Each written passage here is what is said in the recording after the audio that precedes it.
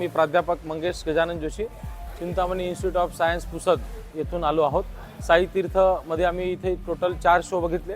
तीर्थयात्रामध्ये केदारनाथ, बद्रीनाथ, भारतातली प्राचीन मंदिरे यांचा आम्हाला चांगला अनुभव आला। विद्यार्थ्यांना ते सांस्कृतिक ज्ञान मिळालं।